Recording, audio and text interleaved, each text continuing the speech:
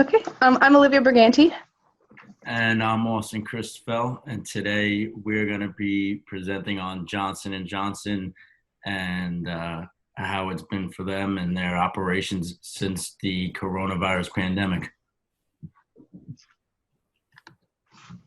I'm in charge. So to start, challenges that are being created as a result of the coronavirus for chief financial officers.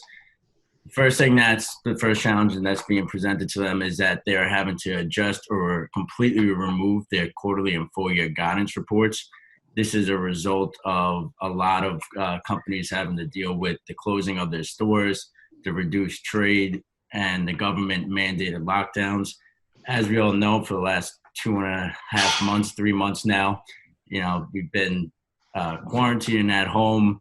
People haven't been allowed to go out as freely as they normally would be able to. So this has obviously had a huge effect on the sales of not only Johnson & Johnson, but basically all other companies out there. And the problem with this is that the information being communicated to the public, to investors, is that it is not entirely accurate. It's almost as if it's a little bit manipulated. So right now, what do you mean by that?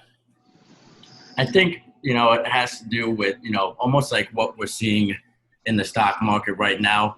You would think that, more companies would be devastated by, being shut down for 2 or 3 months. Later in the presentation, we'll talk about how they had to, completely stop producing, and they've seen loss in sales in most of their products as they're being forced to, focus their efforts on making respirators and other medical masks and stuff like that to help combat the pandemic. How did the market react to when a company, a CFO might have said, well, we think we're going to have sales of between X and Y? Just a quick question. Is that a loud noise in the background? You guys hear that noise or no? No. I just sneezed. That might have been. Do you often hear voices in your mind too? Yeah, sometimes. Not today though. They're actually resanding my floors in my house right now, so they're down the hallway right now. I just wanted to make sure that wasn't. Okay, we can still hear it. You're good. Okay. So your question was something about the stock market? Yeah. How did the market react to when CFOs pulled their guidance and said, we don't know? Right. Yeah. So, I think it's definitely been interesting to watch the market for the last 2.5, 3 months. I don't think anybody was ever expecting it to recover as nearly as fast as it did. Whether that's because, we're finally starting to shift back to normalcy in society, or, people are just losing interest and are getting tired of all of these restrictions and stuff. I think overall for the economy, things are starting to look back, some kind of normalcy again. So I think it'll be interesting to see what happens in the coming. What does normal mean? At this point, I define normalcy as pre-coronavirus. So, being able to go out to restaurants, not wear masks in public, just be able to do your everyday tasks and activities that you were able to do before Corona. But without the hassle of, constantly putting hand sanitizer on or constantly, running back out to your car because you forgot your mask.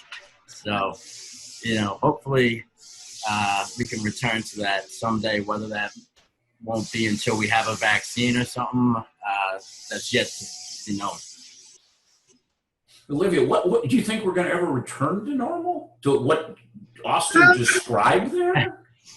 Sure, if completely. I think that coronavirus has put a lot of fear into a lot of people, and that it has really scared most. So I think for some people, they are really eager to just get back to that sense of normalcy, and they will kind of do that, but others are going to be really cautious moving forward. So whether it's you directly enacting in social distancing and doing the rest of the CDC guidelines, other people are going to, so it'll never be completely what it was, but I think in a small sense we'll get back to what we had. Chris? Connor, what do you think? Are we going to, is are we going back to the way it was, or are we permanently doing something different? You said Connor? Yeah. Uh, Because I realize Chris is on the phone. I think that it'll probably take a few months before everything's back to normal. Like, they had the Spanish flu like 100 years ago, and everything went back to normal. So I think it's inevitable that things will go back to normal. Maybe more people will be a little bit more paranoid about certain situations, but other than that, I think it'll go back in time. Would it scare you if I said the world's never going to go back to the way it was? That would scare me a lot. Yeah. 'Cause this sucks. Okay, but if we realize people can work from home and remotely, will we go back to normal? Austin, you started working remotely in the middle of your internship. Do you think they're going to go back to ever the way it was there? I think at the end of the day, eventually we have to go back to being in the office. I think that's how business and work is done, with in-person interactions, being in the office with your coworkers. But I think one thing that we learned from this whole pandemic is that the transition from working in the office and working right next to your coworkers to transitioning to working online, working through Zoom, Google Docs and stuff like that, I think the transition went a lot smoother than a lot of people thought. It certainly did for me. Like you said, that, I think it was around the first week of March that my internship was not cut short, but, we got kicked out of the office, sent home to work remotely. And me personally, I didn't think the transition was going to go that smooth. I thought it was going to be very chaotic. People were going to be all over the place. The communication wasn't going to be as clean as it would be normally in the office. So I think after this whole pandemic, I think we now know that, working from home isn't so bad. It can be done. And, who knows if that opens any doors in the future to possibly working from home. I mean, I certainly liked it better, so hopefully we move to that. Chris, do you ever think we're going to return back to what is so-called normal? I mean, California just reopened and a few weeks ago, and then everyone went to the beaches, and then all of a sudden in 3 counties, the coronavirus cases spiked by like at least 33%.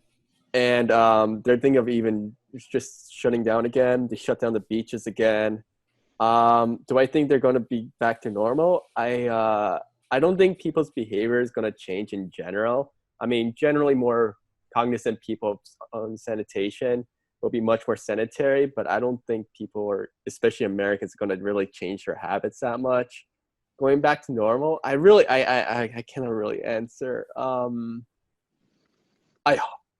I don't think so. It's like asking, is there going to be a pre-9/11 world? I don't think there's going to be a pre-COVID world after this. That's my thing. No, we all got different views. And that's, if you're wondering why the market is going different ways, it's because you have different views than I do. I think we're going to have massive change. I think there is no such thing as going back to the way it was. I think we're going to find a new normal. I also think, and some of you guys have heard this, I think there's going to be new jobs created that you haven't even heard of. So new jobs coming, and it's an opportunity for you. Interesting how we take this perspective here, but why do you think it's important? Let's get back to the topic. I think this is important, but talk about the information being communicated. It won't be accurate, but don't they need to communicate information of what's going on? Investors and the public definitely rely heavily on the information that these companies put out. They listen to the people that are in charge. These people, you would think at the end of the day, know best, all these people that are in these higher up positions.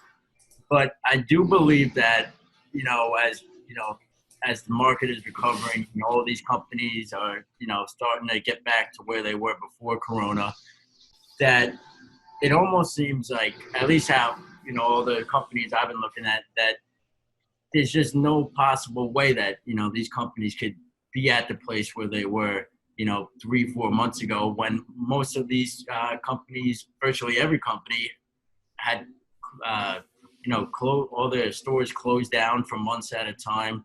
They weren't experiencing, the same amount of sales that they were.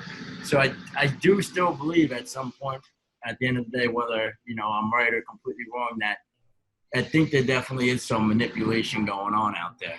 Okay. Which wouldn't be completely honestly fair to the public, because like we've been talking about, you have people that, put their money, their hard-earned money into, stocks, into these companies, based off the information that they're receiving from these people in higher up positions. So at the end of the day, you'd hope that the information is 100% accurate, but is it? I don't know. Okay.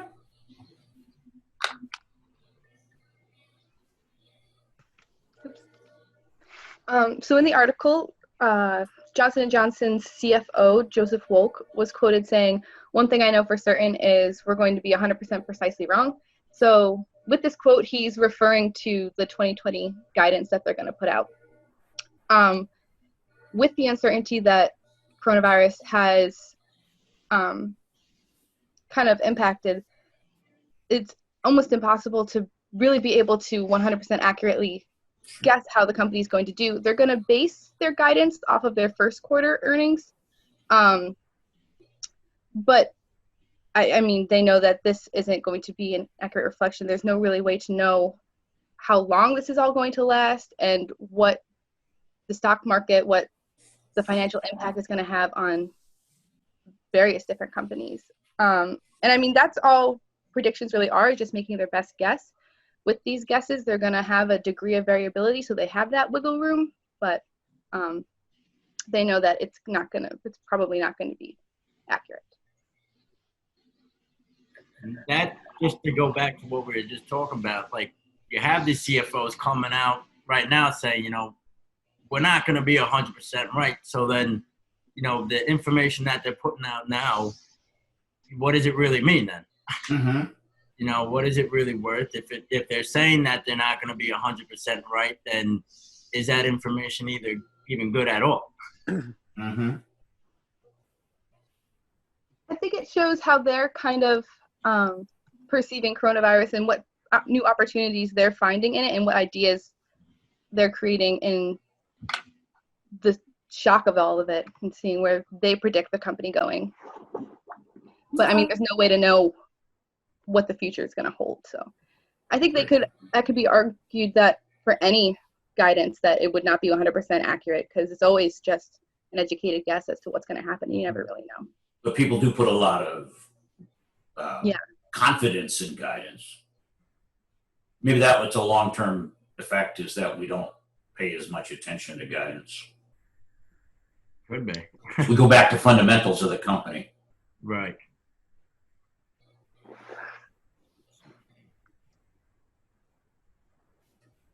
Okay. So what has been the impact of the coronavirus on J&J? From the article, I learned that they are still expected to see an increase in sales in most products. Sorry, I just broke up for a second. So it's still expected to see a lot of increase in sales for most of their products. There's also been an increase in demand for medical products. So as I mentioned at the beginning of the presentation, Johnson & Johnson has a very vast product line. They make a lot of products from skincare to baby care to all over-the-counter products. So they're starting to see, or they did see, a decrease in certain products such as Band-Aids and Rogaine and stuff like that. But back when the coronavirus, fully hit us and took us by storm, they were being asked by the government to start focusing their efforts on, creating respirators, creating masks. So while they saw a decrease in sales in some of their products, they, focusing their efforts on the masks and the respirators. And that's where they were able to make a lot of their money in the last 3 months. And below, I have a picture at the bottom here this is on a scale of 6 months. Obviously, you see that they were, I think it was close to about $140 per share right before the end of February, right before the coronavirus fully hit. And already, almost like a month and a half later, they've already had a perfect V-shaped recovery. And at one point, they were doing better than where they were before the pandemic. What do you think that was? I think, me personally, I think it definitely had a large part to do with them shifting their focus in creating masks and respirators. I think I don't believe I saw in the article that we read presented by you, but from other articles I've read in the past couple months, that there was a lot of incentives being offered by the government that if you can make these masks, if you can make the respirators, there will be incentives for you. So I think one of the possible explanations for why they were able to recover so quickly is that they were still, producing, they were still selling products, not at the scale that they were before the pandemic, but it's not like they were completely shut down where if you look at, say, any fast food, so they completely shut their stores down.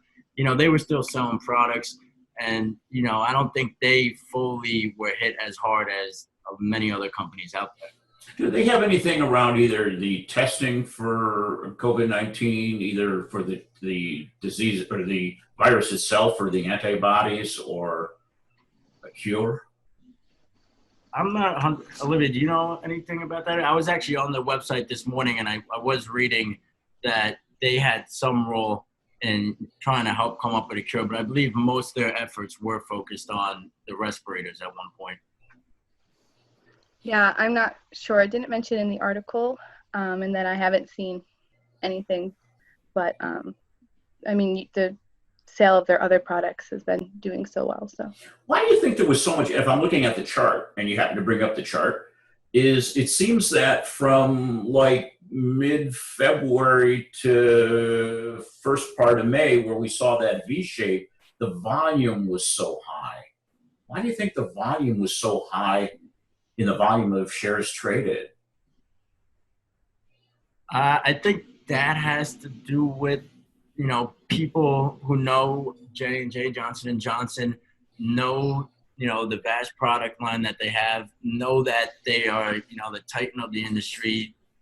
They have some competitors, but there's no other companies out there that are as big as J&J. So I think any smart person or any smart investor, that, saw J&J dip way below its year highs would, saw this as such a great opportunity to invest. So I think they definitely saw a large increase in volume, especially it seemed like it was at its peak right when it got to its lowest point. So I think a lot of people saw that this was a great opportunity to invest in a company that, is going to be around for years to come, a company that, is always going to lead its industry. So I think it was just a great opportunity that a lot of investors saw to invest in such a great company. Okay.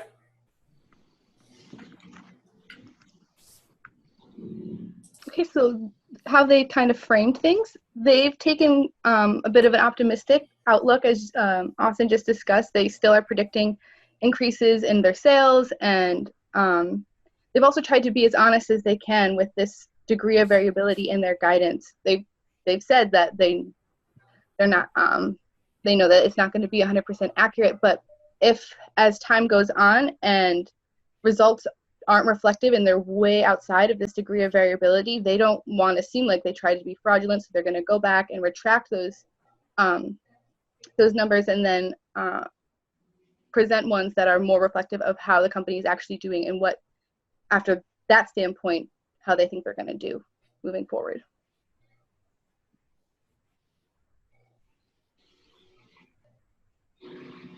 So what makes Johnson & Johnson so unique, as I was just talking about, they're the worldwide leader in products for the healthcare industry.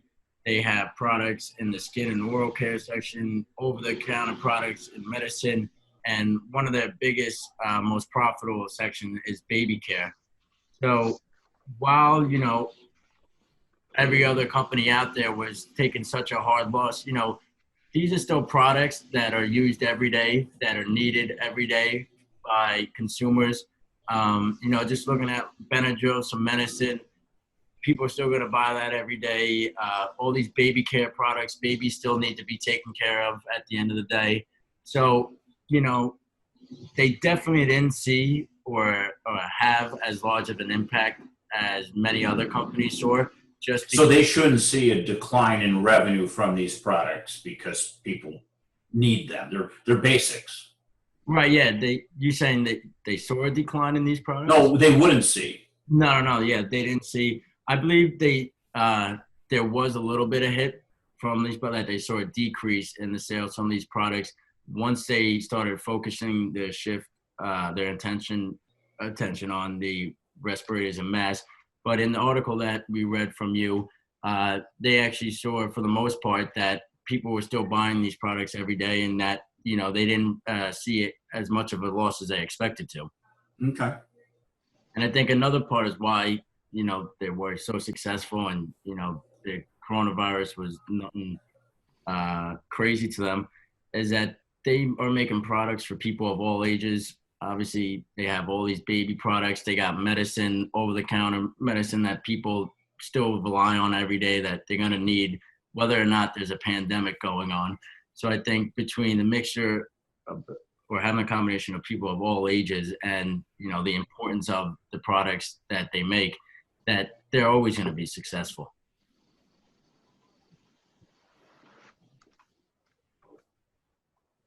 So some of the impacts that they've faced during the coronavirus is on their consumer goods. Some of their brands aren't, as he was mentioning, some of their brands aren't doing as well.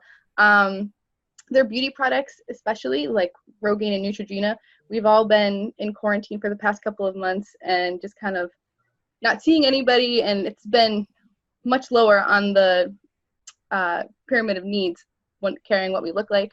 Luckily, phase 3 started here in Western New York today, so we're gonna get our beauty salons back. So maybe that'll peak back up again. And then also the medical devices, they've been used in elective surgeries, and the CDC has advised against going into hospitals unless you absolutely need to. So these devices haven't been being used as much, and they haven't been being purchased by hospitals. So that's really where they've taken their hit. Do you think that'll be a catch-up then when you look at medical devices once they can get these? I think, yeah. I mean, I know a couple people who, like something as serious as like getting their heart valve like replaced, or Okay. like that's considered an elective surgery right now. So as soon as she can get that done, I feel like she's gonna get in there and get that repaired and fixed. So that business is probably one that will catch up. Yeah. But on Rogaine, I'm not gonna use. I mean, no, I think they'll all start. well, I use more. In other words, like if I haven't used it in 3 months, am I going to use 3 months worth of Rogaine when I start? No. Unless you've been stockpiling it. True. Like I said, it hasn't worked. So some of these are going to be catch-ups, that it's timing, and others are lost sales forever. I believe. Yeah, I think the beauty products, the Neutrogena, the Rogaine, that kind of stuff is just going to be lost products. Same thing with the beauty parlors and the hairdressers. You're not going to go back and get your hair done 3 times to make up for the. Yeah. No, just one thing that I want to add on the elective surgeries. I mean, I've been going in and out of the surgeon's office now for the last 2 months, and when this pandemic first hit, he was only doing about 3 elective surgeries, necessary surgeries a week. Those are just surgeries that absolutely emergencies needed to be done. And then when I was in his office last Friday, I was talking to him about, how business is starting to pick up again. And now he is now doing surgery. Before, when it first hit the coronavirus, he was only doing surgery once a week. He said no more than 3 or 4 surgeries a week. He says he now has he's operating on 3 or 4 days a week and has as many as 15 to 20 surgeries to do. So exactly. I think maybe like you were saying, these Rogaine and Neutrogena, I think those would be lost sales forever. But people that needed surgeries done before the pandemic hit still need those surgeries done. So I think, they'll still be there, and you're definitely starting to see them come back now. What was your experience with the telemedicine? The telemedicine you're talking about, over Zoom Yeah. chat, stuff like that. It was an interesting experience. Nothing I ever imagined ever having to participate in. But I remember when this incident first happened, and I needed to get a recommendation from my personal doctor before I could go in and have the surgery. And I mean, my finger was nearly severed completely from the hand. So this nurse did a little video chat with me for 5 quick minutes. Just took one look at it over the camera and, signed off on a bunch of papers. So, I mean, was it, as official as a normal in-person checkup or a doctor visit would be? Definitely not. I mean, I guess it still works at the end of the day, but for the first 2 or 3 weeks, this was like 2 months ago, all my visits were over FaceTime and not actually in an office with not somebody actually observing in person the hand or anything. So it was definitely an interesting and quite weird experience that I'll probably never forget. Interesting. So do you think what you experienced will lead to a major increase in telemedicine? I think, again, we mentioned it before that from working from home over, video chat and all things. I think that, again, this pandemic has shown that, telemedicine or, video chats and all of these things you can do with the technology that we have today, that it works, that it can be done, that, if we ever need to go back to, face chats for video chats for doctors' conferences or anything like that, that it works. And, God forbid we don't ever have to use it again. But I think it definitely opened a lot of eyes and, people saw a lot of opportunity. And if we do end up in another pandemic sometime down the road, I think we'll definitely be right back where we are today. Okay.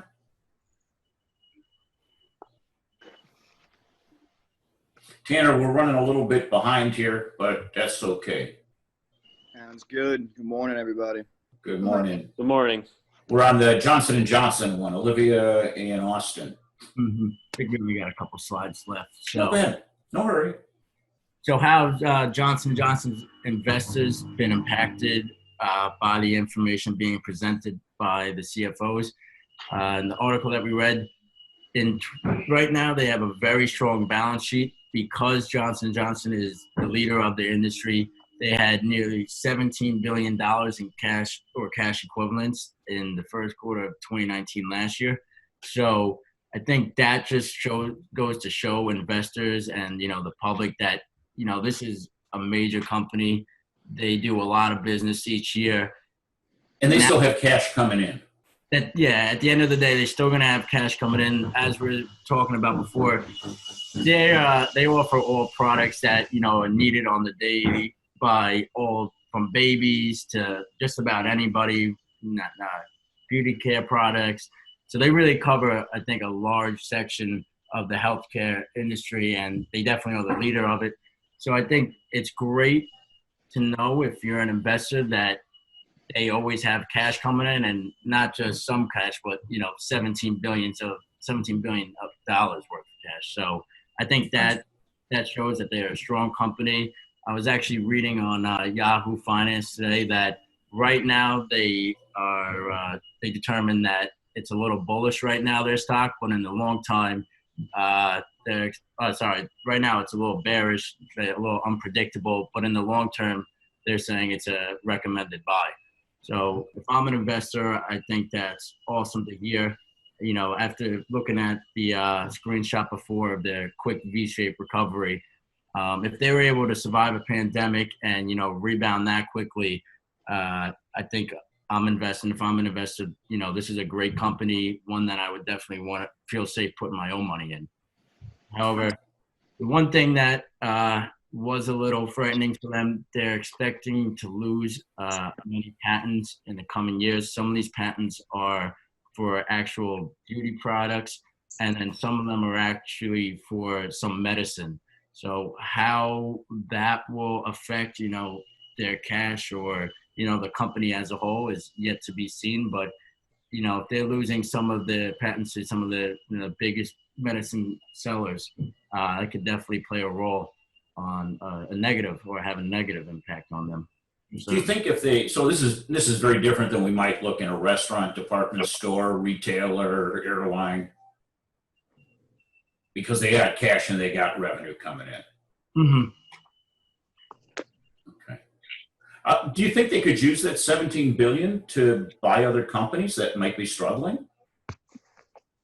That's definitely an option. That's a great point too. That, I mean, this whole time we've been saying that J&J is, the worldwide leader in the healthcare industry. They got all the products. They weren't really affected by the virus. But not every company out there, did as well as they did with this pandemic. So, I mean, yeah, if they got 17 billion in cash sitting on the side, I think they could definitely get some good deals in other companies and just, grow their company as a whole. So I think, it'd definitely be something. I'm sure they are looking into it now. So that'd be a great move by them.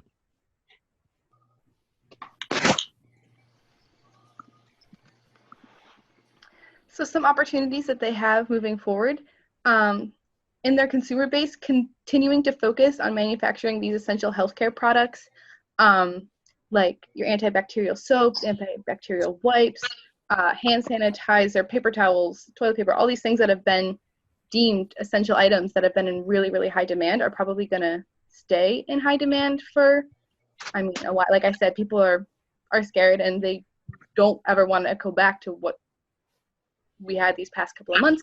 So they're going to continue to be cautious, and the demand for these products is only going to increase. And then for the medical devices, continuing to make these respirators and things that are in high demand. Instead of, I guess, I'll reword this, instead of elective surgeries, when I think of elective surgeries, I usually try to think of almost like plastic surgeries and surgeries that you obviously don't need. But it can also be surgeries that you don't need exactly right now. They can be put off for a little while. But I think a lot of those, you can't put them off permanently. Yeah, exactly.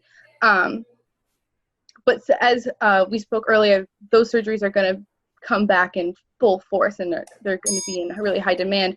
So preparing for that and making medical devices for those surgeries is going to be, I think, a big opportunity for them. And that's Johnson & Johnson. Just go back one slide. Okay. Great. What did the two of you learn from doing this presentation? I thought that overall, everybody was doing pretty poorly.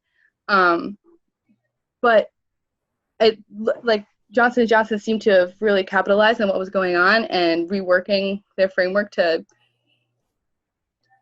really succeed during all of this, which I guess I didn't really think about how well that these products were going to be doing. I just thought that overall everybody was hurting and wasn't going to be okay. But the way that they were able to innovate and switch so quickly to make that V shape to get right back up there. What did you learn about yourself from doing this? I thought it was, for me personally, it was, interesting to see, learning about how they, instead of doing all these elective surgeries, they were focusing their efforts on making masks and respirators. That I thought it was kind of interesting to see that, I've been living through this sort of for the last month and a half with, the injury that happened to me. So, when I was meeting with my doctors every week, he was telling me, all about how you can do all these elective surgeries. And then, to read up on all this and see how, J&J actually had to shift their focus from making products for these elective surgeries to, going out and shifting their efforts to making masks and respirators. I just thought it was interesting to see, from a personal experience, then backing it up and reading about it and seeing, okay, this is why they did this, because, they're trying to capitalize in another area. Okay. Connor, what's your takeaway from this? We had airline discussion before this. Yeah. That was a good My takeaway from this would be that Johnson & Johnson they're in a pretty good spot right now because the devices such as the respirators, I think that they could really capitalize on that. And most of their products are things that are used by families on like a day-to-day basis. So I think that they'll be okay. Okay, good.